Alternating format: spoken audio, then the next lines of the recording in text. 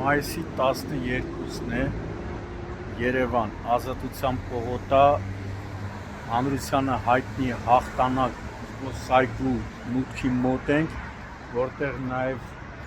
ստորգետնյա անցումն է և տարիներ առաջ այս հատվածում հաշմանդամների համար կառուցվեց և շահագործման հանձնվեց էլեկտրական, այդպես են ասում, վերելակը, որով վերելակ չէ, էլեկտրական հատուկ սարքավորում է տեղադրվել, որով հաշմանդամները անվասայլակներով քաղաքացիները կարողանում էին հաղթահարել աստիճանները և այս հատվածից, որը Քանաքեռ-Զեյթունի վարչական տարածքն է, ստորգետնյա անցման տակով հասնել մյուս տարածք, Արաբկիր վարչական շրջան։ Չգիտես ով կամ ովքեր կոտրել են այդ հատուկ սարքը, ուրիշ ժամանակ թողես իրար հերչի տալով ասեն, թե մենք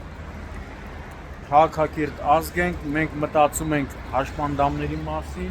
եթե մտածեք այ հիմարներ, հաշմանդամների համար օգտագործող այդ սարքը չեք կոտրի։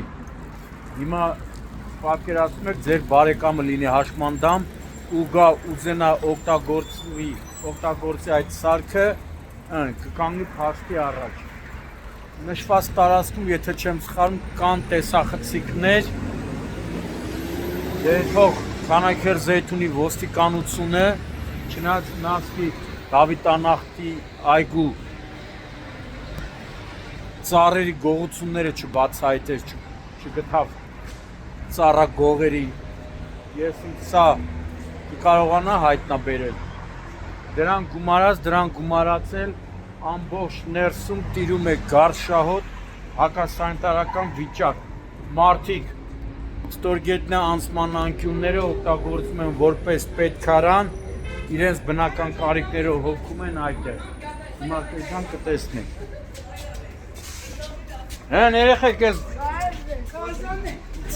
գարշահոտի թելակ, քթերը թակա թելակ, չէ։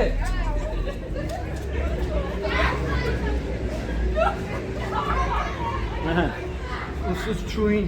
հավանաբար դպրոցներից մեկի ուսուցչուհին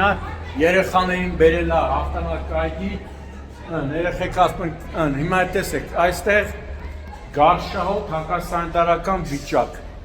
պատերին ինչ ասես գրած չի, այնտեղ նաև մի տեղ էլ կա գրած Ավինյան, մնացած բառերը չեմ ուզում ասեմ,